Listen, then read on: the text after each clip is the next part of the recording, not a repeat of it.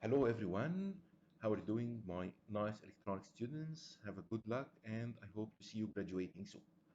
Today we are talking about communication senses, we're talking about bus and network on a chip, and next time we're going to talk about scheduling, how we're going to schedule tasks on these buses. But let's concentrate now on buses and network on a chip. The idea of a bus that we all know is a set of wires or a collection of signals that is connecting one IP to another. So if you have something like a microcontroller, digital signal processor, input and output devices are all connected with a bus. Usually, buses are working on a broadcast mode. So if you're sending something, all the modules can hear it. It's not one-to-one like the one upstairs, like here, but it is a broadcast mode that everyone can hear. And please remember that only one module can always send on the bus. So we have some terminologies for the bus. So we have an arbiter, the one that control who is going to send by now. We have a master that can initiate the sending or receiving process. We have a decoder that tells the memory which one to listen. And we have a bridge. If we have multi-layer bus like this one, then we have a kind of a bridge where you cannot, like this bus, and this bus cannot communicate except through this interesting bridge. I wonder if you remember this from networks 502. But this is the definitions that we need for the bus. Usually we have signal lines, we have address, data, and control. We have an address bus, a data bus, and a control bus. Uh, we have different bus topologies. So we have a shared bus like this one. We have a hierarchical bus with bridges in between, as we see. And we have a full network or a crossover, which every single node is connected to the other nodes with a set of wires, differentiated or a specific set of wires, which increase the area heavily, as we are going to see later in the network on a chip part. Sometimes we have a partial crossbar. If master 1 is talking to master 2 only and to memory or to stage 3 and 4 only, then we have a certain wire between them. We don't connect all the buses to everything, but we are connecting things to main modules that we need testing in. Also, we have a ring bus like this one. So how do you think we are going to build the bus? First, we need a buffer. This buffer, it's a two-way buffer so that we can have this input as an input and output in the same time. This control controls this buffer to make sure that this tri-state buffer either passes a signal or just uh, add like high impedance on this pass so that this module doesn't listen or doesn't hear anything if it is not linked to the whole process. Usually, this buffers are controlled by the arbiter and the decoder. We will learn a little more about the decoder and about the arbiter soon. Of course, we have a set of muxes. So if two masters is going to send to this slave, then this control is going to define which master can talk now. The arbiter will define. And if this master crossed his limits and it talked without permission, no one will listen to him because the mux is located or linked to bus 1. Usually, when we're discussing buses, we concentrate so much on bus clocking.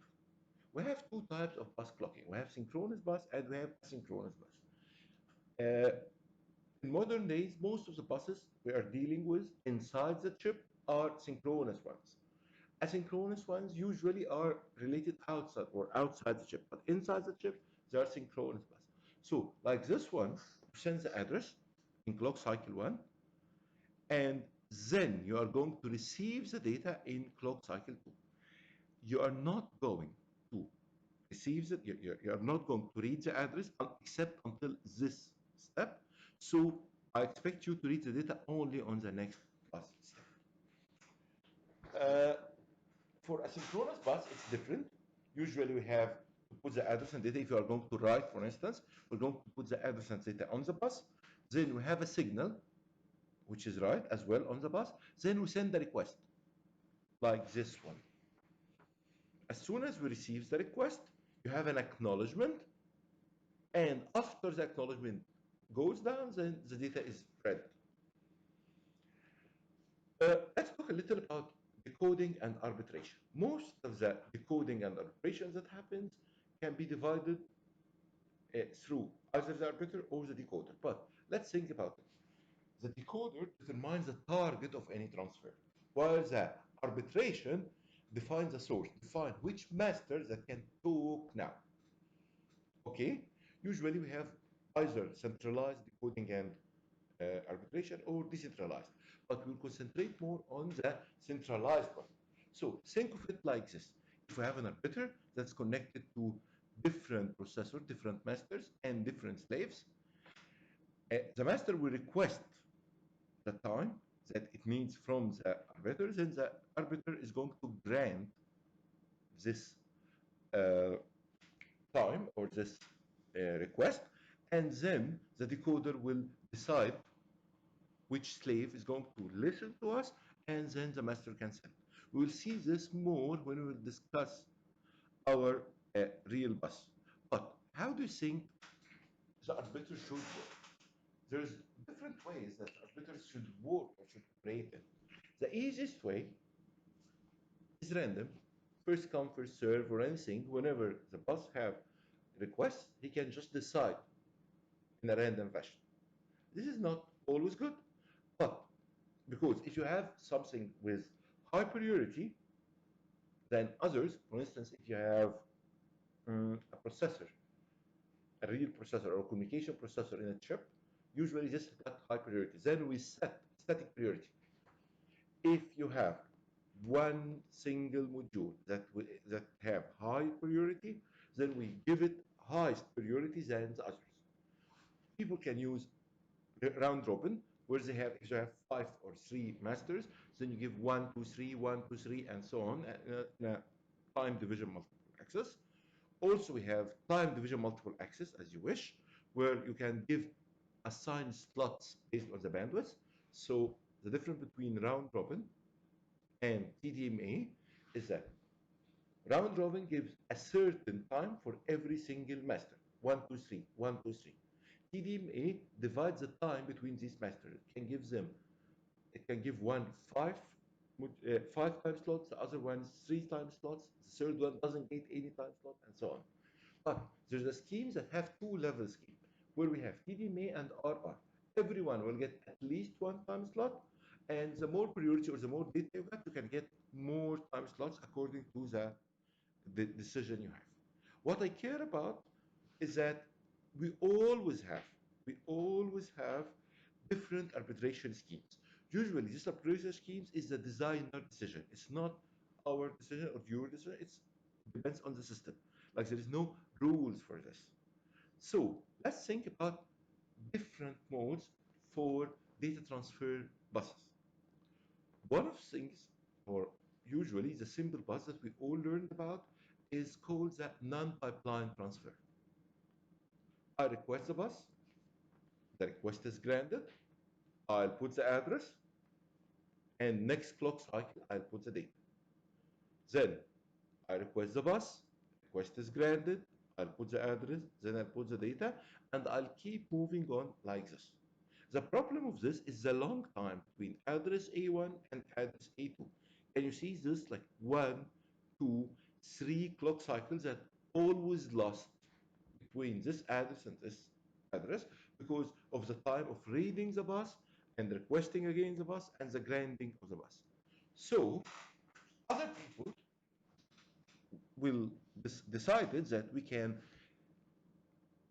define a pipeline transfer like this. I will request a bus in this clock cycle, and I will request a next bus, the next clock cycle the bus on the next clock cycle. Then I have a granted request at M1, and I have a granted request at M2. What's interesting is that I'm going to send addresses because it's an address bus, it's parallel to the data bus. I'm going to send them pipeline. So in the first clock cycle, I'm going to send A1. In the next clock cycle, data of A1 is going to be read. In the same time I did this, I'm going to send A2. So the next clock cycle, data D2 is going to be read. I want you to check this because here to read both data, we started from T1 and we reached T9. But here, to read the same amount of data, we started at T1 and we ended at T5, which is 4 clock cycles less, which is mostly 50 or 40% of the whole process. So pipelining transfer is very important. It's a simple pipelining scheme that's always running in the system. On the other hand, we have some other non-pipelined uh, uh, modes. For instance, if I have a processor that always reads 4 addresses or one address with 4 words, this is called a burst mode. What happened is that I keep the bus request high for a while, and the bus is going to be granted for me for a while as well. I keep sending the addresses and reading them. So I send A1, A2, A3, and A4. Then I'll get data D1, D2, D3, and D4. The idea here, this is an unpipelined burst transfer. So I send A1, wait for D1, D of A1, send A2, wait for D of A2, and so on. Yet, the hotter part of the burst mode, and this is what we are used in our AMBA buses these days, is that we pipeline burst transfers. The idea is very simple. I request the bus, I get the grant, I'll send an address every clock cycle, A1, A2, A3, A4. While I'm sending the address, I'm getting the data. Every time I send this address, I get the data. Address, data, and so on. And again, I'm cutting the time until T11 to T8, which is a way less, which is 30% less. There's something also which is a bit complicated in buses, not every bus uses it, called split transfer. Split transfer is the following. If I requested a certain bus, this is a pipeline, okay. If I have a request A and request B, the problem is that if request A is stuck or if it is slow, I have to wait until request A is fulfilled. Then I will assign the bus to fulfill request B and get request B, fulfill request C, get request C. But in a split transaction bus, things goes otherwise. If request A is delayed and request B is ready, I will send request B, fulfill it, I'll check request C and fulfill it until request A is ready and send it. This is a way more, you will remember it, like threads. If the thread is busy, I'm going to close request A and work on thread B and thread C until the data for thread A is ready. This is important, and it's very important for high rates of data. I'm not going to discuss broadcast transfers and out of order transfer for now, but let's think about this. If I'm trying to send the data from one module to another, we have these two tri-state buffers. If this is 1, the data is going to pass this way all the way up to this register. And this register will not feel or read the data except if this ER is active, then the register is going to be enabled and read the data on the next clock cycle. So of course this ER is not active, so no one is going to listen in module 3. And also this register is not active, so you are not going to receive the data. Then people started building buses and they had a problem. Everyone builds a single or a type or a different type of bus. And now we have a problem. Buses are not compatible to each other. And this causes a problem because IPs cannot talk to each other easily. This is very complicated. For instance, if I have an IP with 32 data bins and a 30-bit data bus, how can they be connected? Also, if an IP is supporting data burst of the bus, but the bus is not, that does not support burst mode, it cannot work on this case. So what should we do? We should decide standards for the buses. ARM started this. Actually, this is all the bus standards that is available in the market. Starts from the Marble, Core Frame, Bus, Avalon, Wishbone, ST Bus, which is very famous. But the one we are concentrating on today is the AMBA bus. These ones are widely used, but the AMBA, we're concentrating on AMBA 2.0. All the standards are available online. The AMBA bus is a set of buses. We define three types of buses: AMBA HP, AMBA ASP, and AMBA APB. The AMBA APB is a point-to-point with very low power. AMBA ASP got multiple bus masters. AMBA HP is the highest performance pipeline operation, multiple bus masters, and burst transfers. The idea why the AMBA bus is considered the real standard or the de facto standard of buses is the following. ARM sells the bus for free. They just give you the buses whenever you need it for free. Royalty free. You can download all the bus data online. You can use it. You can play with it. You can do whatever you wish, including all the data needed for bus testing. Why they do this? Because they're selling processors. So if you buy their bus, you're going to need their processor. So if you buy the processor from AMPA, you're going to use this bus. So everyone have to move or have to follow that their IPs have to be AMBA compatible. Then they will sell more processors and they will dominate the market more.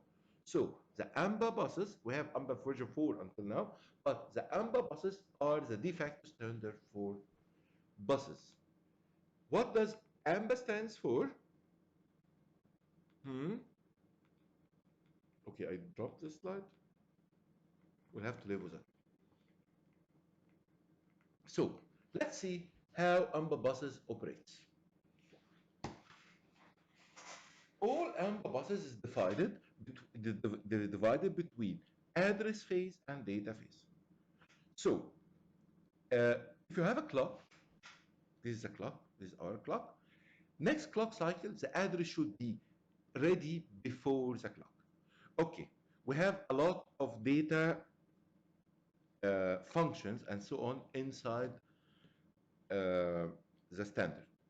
And we have a lot of clock diagrams or figures like this. So the AMBA makes sure that things take time until they stabilize. So they say, I don't care what is address here, there is a certain time to stabilize, and A should be ready before this clock edge, as well as the control signal should be ready before this clock edge. And I don't care what the data what happened to the data after this clock edge, but I care that the data is ready before the next clock edge. So this part shows the time the signal needs or the delay the signal needs to stabilize. So in the address phase, I'm going to set the address and the control until this clock cycle. On the next clock cycle, you have to have the data ready if you're going to read or write, and we have a signal which is edge ready, have to be ready as well. If both of these are ready, then you can read the data or write it. I don't care. If the edge ready is down, no one can read this data. This means that we are not ready to produce this data. For instance, this is another way to set up this. A here is ready and control. Then I got the data ready before the control cycle, but the receiver lowered the edge ready. So I will keep the data stuck on the data phase until edge ready is up, which is until this clock cycle. Then I can read the data and it is read only in this data cycle. The idea is the following. You might have a master that is a way faster than the slave. So if the slave got pushed or got pressed with more data than he can read, he can always lower the edge ready signal. Hence, all the data, the sending data procedure is going to stop until the slave is ready again to read this data. So this is a way to control the speed of the bus that's sending the data. Okay? Or control the speed of the data on the bus. HP in the AMBA bus accepts pipelining. For instance, if I want to send the data A, B, C, I start here by reading A with control A. Next clock cycle, I'm going to send address B and read data A. Next clock cycle, I'm going to send address C and read data B. And next clock cycle, I'm going to read data B. Here, this is a nice example. H ready was ready here and ready here, then it was lowered here. So it read address A, but it was lowered before address B for one clock cycle. So address B will live or will stay on the data lines. And as soon as data B raises again, it's going to be read. And then data C is going to be read in the next clock cycle as long as the H ready is still high. So how this bus looks from side, this bus works as a centralized arbitration decode module. All the modules are linked to these two muxes. This arbiter decides which mux, which master of these is going to send the data. So I have h of address, h data, h write data, and this is sending to the slaves, and h read data which come from the slaves to the masters. And there is a decoder here where if you are writing data, if you are writing data, if you're reading data, it's connected from the slaves and is going to be forward correctly to the master. Let's see this from inside. The idea is very simple. The master will send the arbiter an H request. For instance, I have three masters here, so it can say HP request for master 1, master 2, and master 3. And whoever this arbiter decides, it will send an H grant, either master 1, master 2, and master 3. According to this, the H master got a 3-bit controller. Actually, it's 4-bit here, but we can add more masters. And only this mux is going to let your master speaks, or this data goes out to all slaves. The arbitration protocol is well specific, but not the arbitration policy. ARM leaves you the ability to define whatever arbitration policy you like before, the ones we discussed before. So let's think about this. Let's think about the cost of arbitration in HP. This is the clock. I send the request here. The request is granted after 2 clock cycles. And then I will start after this clock cycle to get my data ready, my address ready, and I'm sending the data. So first, master request. Number of cycle later, the arbiter sends me the data granted. Then we'll wait for 1 clock cycle and the master drives address after both H grant and H ready are high. Then the address is sampled and the data is ready. So every read, it takes a very long time for data to be sent, which is really awful. So how can we cut this? We cut this by adding more burst cuts. Burst cuts are essential in this problem. Why? Because if we're going to read a lot of data, it's very interesting that we can read 4 bytes by 4 bytes. Hence, we can cut the amount of arbitration. Think about this. I had 3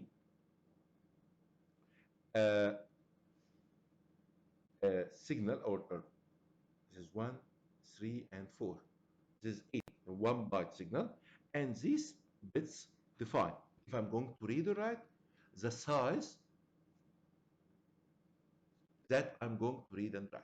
So I'm going to write, and the size is a word, and also I have a 3-bit burst modes that I can decide which type of burst that I like. Actually, we have 8 types of burst. We have a single burst or a single transfer and an increment transfer. An increment transfer is a burst without specific length, which means that I'm going to read 0, 1, 2, 3, 4, and I keep going on non-stop for a while. On the other hand, I have fixed length bursts, like increment of 4, increment of 8, and increment of 16. If I said increment of 8, this means I'm going to read 8 either byte word or long word according to the defined control of burst.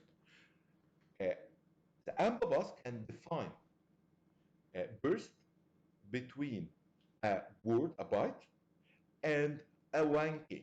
Of course, this is totally nonsense because you don't have 1K wires, but they define this for future usage. Usually, most of the buses got a byte of word, and double word. Very rare to have a big bus which have 4 word line and 8 word. But until here, it's very famous. Anyway, we have the H port, which provide additional information about the bus access. I'm reading the opcode. It's data access, it's the user access, privilege access, non-bufferable, bufferable, and non-cacheable and cacheable data. This is important to get the memory ready of what they are reading. If you are fetching the opcode, mostly you are going to read the next line and the next line and the next line, as long as you don't have a jump or bridge. Anyway, what I care about is these two, the size and the fixed bus rates. And then they define something very interesting. Of course, we are all electronic engineering who are really good in computer architecture and microcomputer applications. We remember something called hot word first. What if I'm going to read one block from the memory? But I don't want to start the block from the beginning. I want to start from the middle. For any reason, I'm going to read the hottest word first, then continue the block. This is called a RAB burst. How do we say it? If I started with an increment of 4 first, I'll, I'll send you the address of 64, then I'll go incrementing directly. 64, 68, 60, and 70. Please remember this is hexa. I don't like to see decimal numbers in the exam. But in the burst mode, in the RAB burst mode, I always respect uh, the block, how do you say, the block size. For instance, I start from 0, 4, 8, right, and C. Then 10, 14, 18, and 1C. And I keep going up. So if I read something in the middle, like 64, I'll go 64, 68, 60C. But the word boundary is not, or the block boundary is not read yet, which is the 60. I'll go and read the very first block. If I read 68, I'm going to read 68, 6C, 60, then 64. I always respect the word boundary or the block boundary I'm in. So if I have, sorry, I'll have to draw here a block like this, and this length is 4, and I read in the middle, I have to continue this way. Oh, this looks awful. Anyway, remember, we have wrapping boundaries and we have to respect block boundaries. Okay, we describe this control signal and so on. HP also got what we name it a HP split transfer. For instance, if the H trans got non-sequential and you read A plus 4, then it's ideal because you're busy. You can go for a non-sequential and start with B as long as the H recipe accepts the split signal. But this may cause deadlock, so please carefully implement it, and usually we don't do it. The main difference, usually we work with HP bus, but later on, AMBA or ARM are selling or starting an AXI bus, which is an ultra fast bus. The idea is that if I'm starting with A1 and H ready is down, then I'll wait and I keep sending A11, A12, A13, A14. Then in the XI, they said, why are you going to send all this and raise these? You need just A11, and you tell me it's a bus, it's a burst. Then I read A11, A12, A13, A14. As long as I said it's a 4-byte bus or a 4-word bus burst, you don't need to control it. Anyway, there's different types of uh, buses, but what I really care about is this becoming a nightmare. Think that everyone is talking through such a bus. It's really complicated, it's really fast, it's extremely tough. So, how we get over this? There is one other problem. The more the modules get smaller, the time is faster, and now you need faster buses. To have this is the same distance, but if you're working on 1 nanosecond speed, or this is the bus or the wires that you need. As soon as you get smaller modules, and now you can work on 10 gigahertz speed or 0.1 nanosecond speed, the wire turns to be longer, and you have a capacity problem. So what you should do, you should build buffers all the way, which is a lot of power and a lot of hardware. So how can people solve this? People go for network on a chips, for NOCs. The idea is very simple. Instead of building a bus between every module and this other one, or a broadcast bus, we are going to build an interconnection network that will allow different modules to talk to each other. I know that you study network on a chips well with Dr. Muhammad Abdelghani in his course, so we are just going to touch them uh, simply, shortly. There is different types of networks, and please remember that a network and chip got a layered approach. Buses replaced with network architectures. They have better architecture, electrical properties, higher bandwidth, energy efficiency, and they're more scalable. So in a network on a chip, if you remember long ago, again in the network uh, 502, we have physical layer, data link layer, network layer, transport layer, and software layer. In here, we have the same. We have wires, we have a network layer, we have a transport layer, and we might have a software layer on the above. This is how a network on a chip looks like. It is routers, small routers, that are connecting to processing unit. And now the data can move freely while the processing unit that is not linked to this cannot hear it or cannot feel that this is happening. And this increases the bandwidth efficiently. So this is one architecture. What kind of architecture you think that we have it? Uh, we have different kinds of architectures, but before we discuss the architecture, let's concentrate more on the design goal of the network on chip. The design goal of the network on chip, we have a higher throughput, lower latency, less energy consumption, and slow area requirement.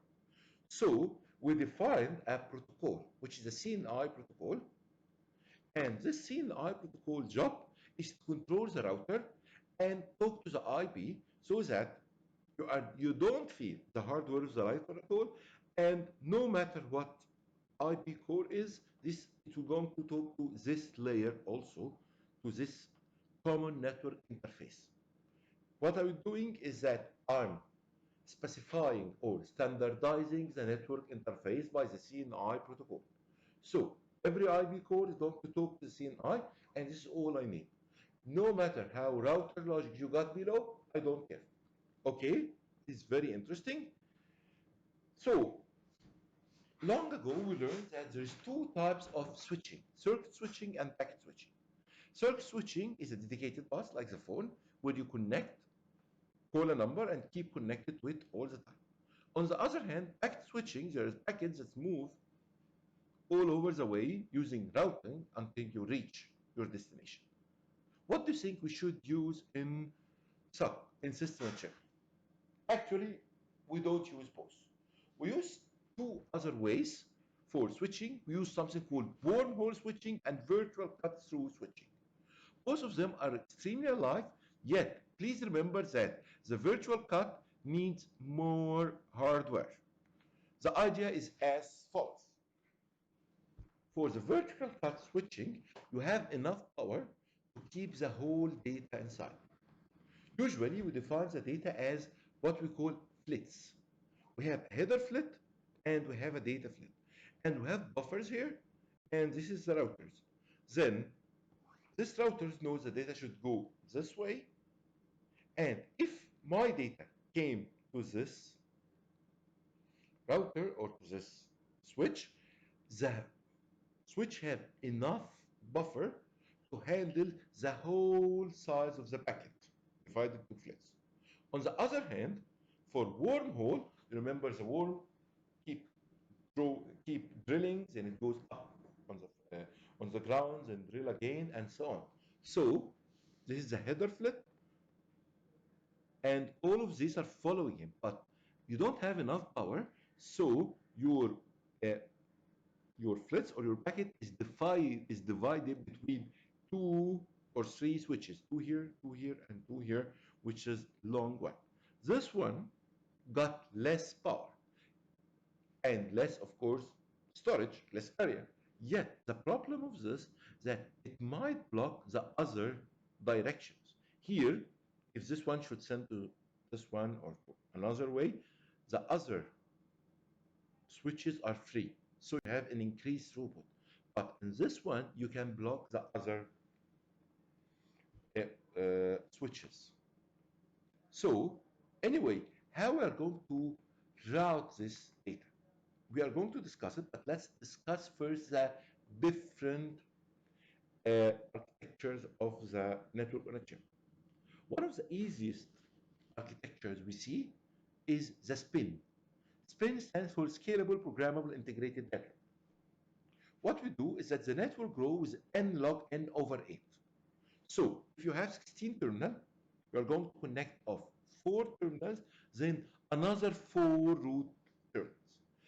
This allows you that all these 4 can talk to each other, of course, through this one, and they can talk to all others with a very high bandwidth because you have these 4 equivalent tree routes. Yet here, please remember that we're using only 8 switches for the 16 modules. Another way to do this is the cliche, or the chip-level integration of communication heterogeneous elements. Here, every single module, this is the most famous network on a chip, contains one switch. So if I want to send to this module from here, I'm going to move either this way, 1, 2, 3, 4, 5, 6, then it is going to reach the source, and the opposite as well. This is a very interesting one. You got 16 switches, yet the problem is the number of hubs, if the modules are located far from each other, is large. People tried to cut this. So they said, okay, instead of having these dead ends, let's connect them. Let's have a kind of a round robin or a round ring. So if I'm going to move from this switch or from this IP to this IP, I need only 2 blocks, 2 jumps, 1 and 2. This cuts the time needed and cuts the hops needed by the switches, which is really good. So this is perfect. But where is the catch? Okay, think of this wire. This wire is really long. So an extremely long wire means a lot of power and a huge area for the buffers. So this guy is tricking us. 2 hops with very large power. So what should we do? We should fold the torus. By the way, this is called the torus. How can we fold the torus? Let's divide the wire. Instead of having 3 short hubs and 1 very long one, we are going to have 4 balanced hubs. We love this. You know that we always love symmetric work. So if we have, what we do now is that we have more hubs between this one, because we are going to move 1, 2, 3, and 4. Yet all wires, all connectors in this modules are really balanced, which is perfect. If you want to go for something with higher uh, throughput, we're going to go with something called the octet, where every module is connected to two besides them and one on the opposite side. Yes, we have a higher wire here, and the octagon is one of the highest overhead or the highest area, but one of the highest throughput as well. So if I'm going to want to from 0 to 5, I'm just like 4 and 5, two hubs. The maximum here is always two hubs. If I go to 6, 7 and 6, 2, 1 and 2, 3, 4 and 3. So it's always two hubs. Yes, we have long wire, but it's very fast. If you want to think about something very small architecture, we are going to the buffer fly fat tree. What we do is this is very similar to the spin, but we are cutting the levels with a log n. So if I have the 4 modules in the first level, I'll have only 2 in the second level. Yes, this one got less throughput, but way less power and so on. What we will do now is that we are going to compare them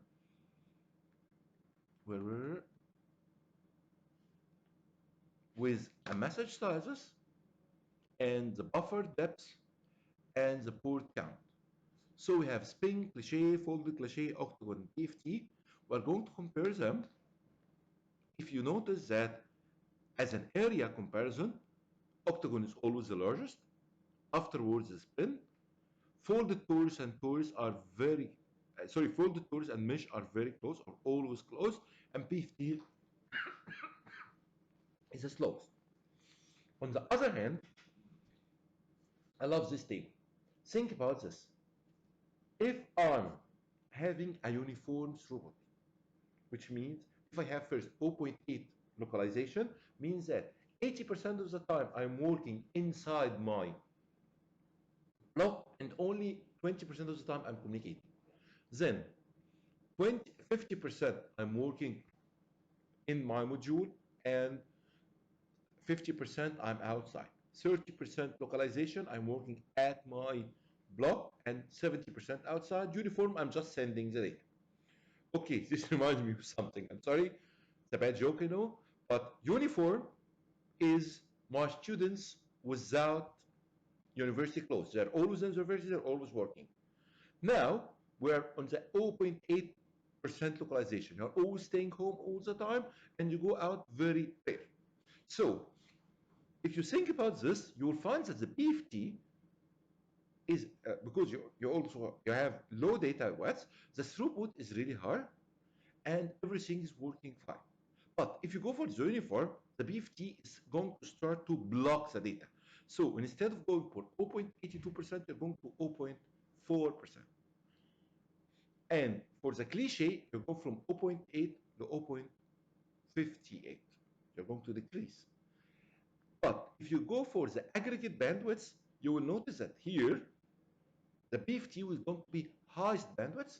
But as you move for more data, it makes sense that the folded torus is going to have the highest bandwidth and that the PFT is going to have least bandwidth.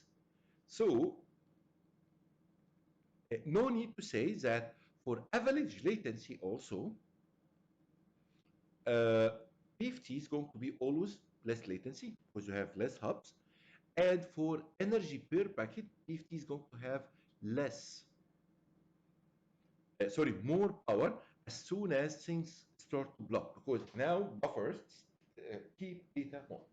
Yet, how data is going to be uh, routed in such a system? It's very simple.